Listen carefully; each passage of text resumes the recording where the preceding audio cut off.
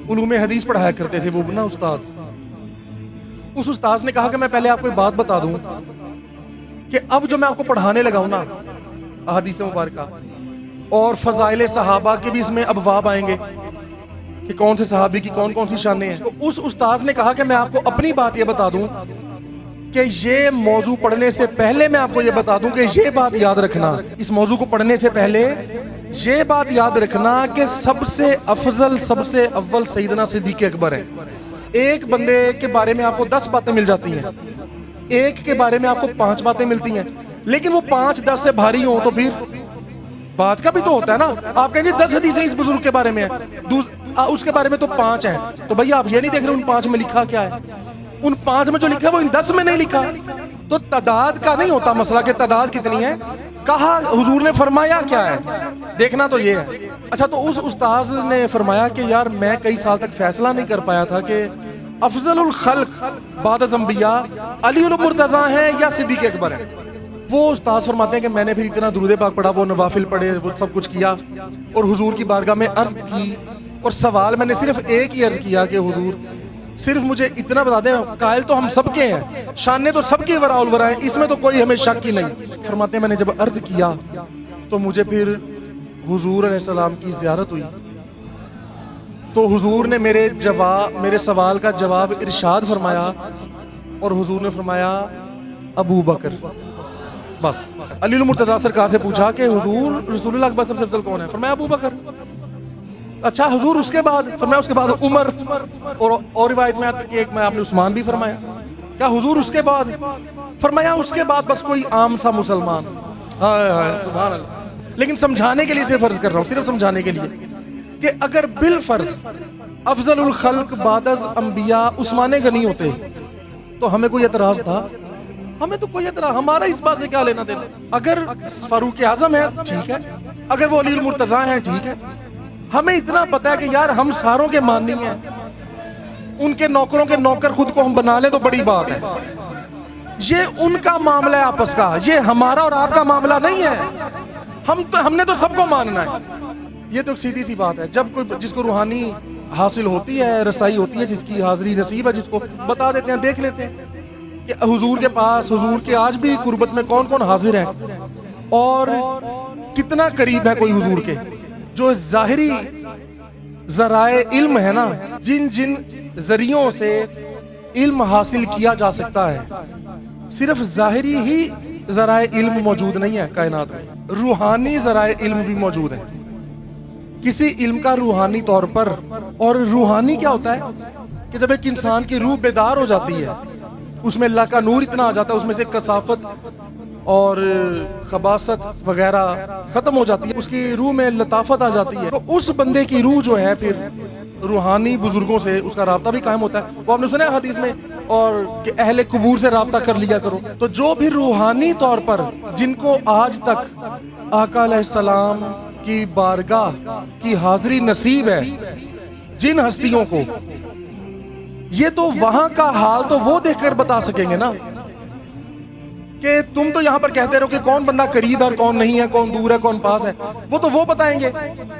اس کی مثال ایسے ہے کہ جیسے آپ سب لوگ یہاں بیٹھے ہیں, اب یہاں پر کوئی بندہ آئے نا تو دور بیٹھا ہی بحثیں کرتا رہے, جب کوئی بندہ یہاں آئے گا تو وہ دیکھ رہے گا کہ یہاں کون کون بیٹھا ہے کون کون نہیں بیٹھا.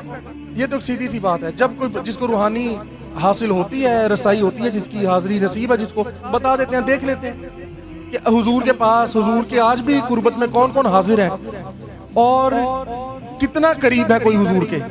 تو ایک بہت بڑے عالم تھے, علوم حدیث پڑھایا کرتے تھے وہ نا استاد.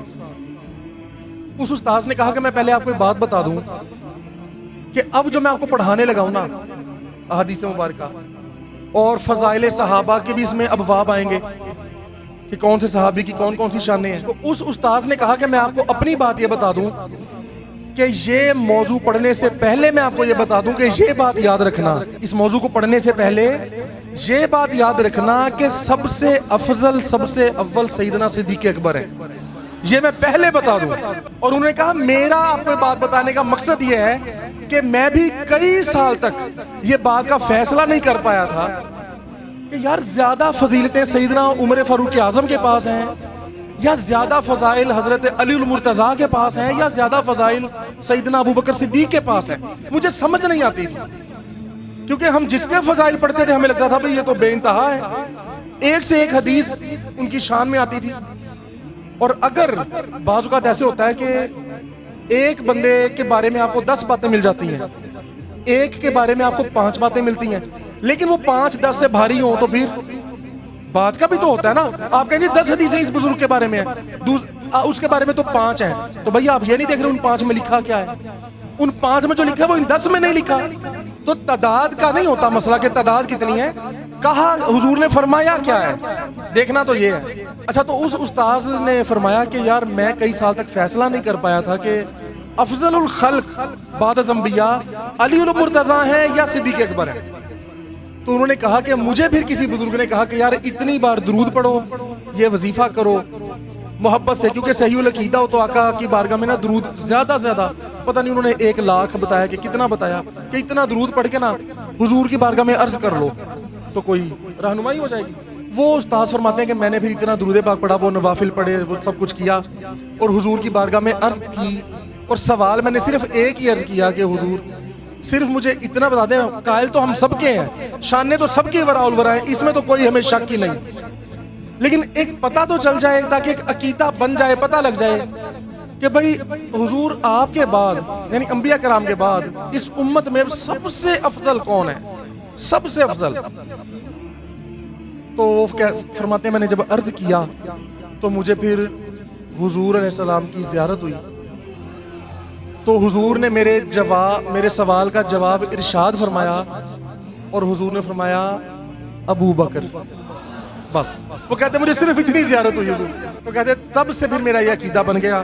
اور اس لیے بچوں میں آپ کو بتا رہا ہوں کہ یہ کتابیں پڑھنے سے پہلے، کیونکہ آپ نے جب یہ کتابیں پڑھنی ہیں، خواہ وہ سیاستہ ہیں یا اس کے علاوہ دوسری کتابیں ہیں، تو اس میں آپ کو سیدنا صدیق اکبر کے فضائل بھی ملیں گے، فاروق اعظم کے بھی، عثمان غنی کے بھی، علی المرتضیٰ کے بھی، سب کے ملیں گے. لیکن عقیدہ ذہن میں رکھ لینا کہ سب سے اول اور سب سے افضل صدیق اکبر ہے، بس یہ عقیدہ ذہن میں رکھنا. تو باقی ٹھیک ہے، بڑے بڑے مشہور علماء نے بھی ایسی باتیں کر دی ہیں کہ جی ضروری نہیں ہے کہ ترتیب جیسے ہے ویسے ہی فضیلتیں ہوں، اور اس پہ دلیل کہ یہ بھی دے دیتے ہیں کہ دیکھو جی آقا علیہ السلام سارے نبیوں کے بعد میں آئے، تو کیا پھر آپ سب سے کم نبی ان کو مانو گے؟ یعنی بات کوئی سوچ کے کرنی چاہیے، خاص طور پہ علماء کو اور پیروں کو، کہ بھئی آپ کو تو یہ اگر اصولوں کا پتہ ہے کہ کون سی بات پر کون سی دلیل کیسی دی جاتی ہے، تو پھر اس طرح کی باتیں نہیں کرنی چاہیے. اپنے ذوق سے، اپنی طبیعت سے، اپنے موڈ سے دلیل نہیں دینی چاہیے، جو حق بات ہو وہ کرنی چاہیے. اب ہم تو ابھی بھی آج بھی یہ بات کرتے ہیں، ویسے بھی یہ بات کرنے کا تک تو کوئی نہیں جو میں کرنے لگا ہوں، لیکن سمجھانے کے لیے صرف فرض کر رہا ہوں، صرف سمجھانے کے لیے کہ اگر بالفرض افضل الخلق بعد از انبیاء عثمان غنی ہوتے تو ہمیں کوئی اعتراض تھا؟ ہمیں تو کوئی اعتراض، ہمارا اس بات سے کیا لینا دینا. ہمیں اتنا پتا ہے کہ یار ہم ساروں کے ماننی ہیں، ان کے نوکروں کے نوکر خود کو ہم بنا لیں تو بڑی بات ہے. یہ ان کا معاملہ ہے آپس کا، یہ ہمارا اور آپ کا معاملہ نہیں ہے. ہم نے تو سب کو ماننا ہے، اور وہ تو پھر صحابہ ہیں، حضور کے مقربین اور واصلین ہیں. ان کے بعد جو تابعین، تبع تابعین، اولیاء اعظام، مشایخ اعظام جو آئے، ان میں سے کسی بھی ولی کے قدموں کی خاک اگر ہم بن جاتے تو بڑی بات ہوتی. ہمارا تو یہ اصل میں کوئی موضوع ہی نہیں ہے، ہمیں اس بات پہ بات کرنے کا کوئی تک ہے نہیں کہ افضل کون ہے. اگر فاروق اعظم ہے ٹھیک ہے، اگر وہ علی المرتضیٰ ہیں ٹھیک ہے، اگر وہ حضرت ابو ہریرہ ہے کوئی بات نہیں، ہمارا اس بات سے کوئی نہیں. لیکن بات یہ ہے کہ یہ ہے ان کے آپس کے معاملہ. یہ صحابہ کو زیادہ بہتر پتا کہ ہمیں افضل کون ہے. تو جب علی المرتضیٰ سے، شیر خدا سے ان کے شہزادے پوچھتے ہیں، وہ پوچھتے ہیں کہ ابا جان آقا کے بعد اب اس امت میں سب سے افضل کون ہے؟ آپ بتائیں، آپ باب علم ہیں، آپ شیر خدا ہیں، آپ بتائیں کہ رسول اللہ کے بعد سب سے افضل کون ہے؟ تو اگر وہ عاجزی میں کچھ فرماتے، یہ بات ہے یہاں پر، اگر حضرت علی المرتضیٰ خود کو یہ سمجھتے کہ حضور کے بعد سب سے افضل میں ہوں، تو چلو اگر وہ عاجزی میں یہ نہ بھی فرماتے کہ میں ہوں، تو وہ یہ کہہ دیتے یار مجھے نہیں پتا، یا یار ہوگا کوئی مسلمان ہوگا، جیسے انہوں نے تیسری بار فرمایا وہی بات پہلی بار فرما دیتے کہ بھئی مجھے کیا پتا، ہوگا کوئی، تم خود دیکھ لو یا دوسروں سے پوچھ لو. یوں فرما دیتے کہ دوسرے صحابہ بھی تو موجود ہیں، ان سے پوچھ لو کہ میں اپنے منہ سے اپنی تعریف، وہ اپنی شان کیوں بتاؤں کہ سب سے افضل میں ہوں. انہوں نے فرمایا ابو بکر. علی المرتضیٰ سرکار سے پوچھا کہ حضور رسول اللہ کے بعد سب سے افضل کون ہے؟ فرمایا ابو بکر.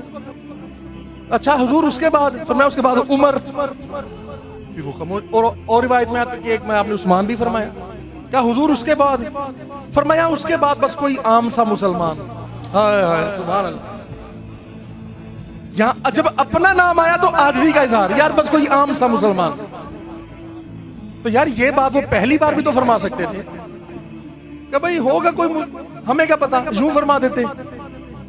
لیکن انہوں نے یہ ضروری سمجھا کہ میرے بیٹے نے، میرے صاحبزادے نے مجھ سے پوچھا ہے تو عقیدہ بتانا ضروری ہے کہ رسول اللہ کے بعد سب سے افضل صدیق اکبر ہے. تو اس لیے ان عقائد میں کبھی شک نہیں کر. کوئی آپ کو لاکھ فضیلتیں جس کی مرضی بتائے، ہر فضیلت مانے، کسی بھی ہستی کی کسی بھی فضیلت کا انکار نہیں کرنا. ہر ہستی کے اتنے اوصاف ہیں، اتنی عظمتیں ہیں، اتنے وصف ہیں ہر کسی میں، وہ اسے انکار کرنا بے وقوفی اور جہالت ہے. بس عقیدہ پتہ ہونا چاہیے. تو اس لیے آج تک جو جس کو آقا علیہ السلام کی بارگاہ میں حاضری نصیب ہے وہ پوچھ لے، وہ خود پوچھ لے رسول اللہ سے کہ یا رسول اللہ آپ بتا دیں. تو یہاں تو بات ہی ختم ہو جاتی ہے نا، پھر تو بات رہتی ہی کوئی نہیں. پڑھ کے تو سمجھ نہیں آتی کہ بھئی، اب پڑھ کے اس لیے سمجھ نہیں آتی کہ کیونکہ وہ سارے حضور کے اتنے محبوب ہیں، اتنے محبوب ہیں، اتنے محبوب ہیں کہ وہ انسان فیصلہ ہی نہیں کر پاتا.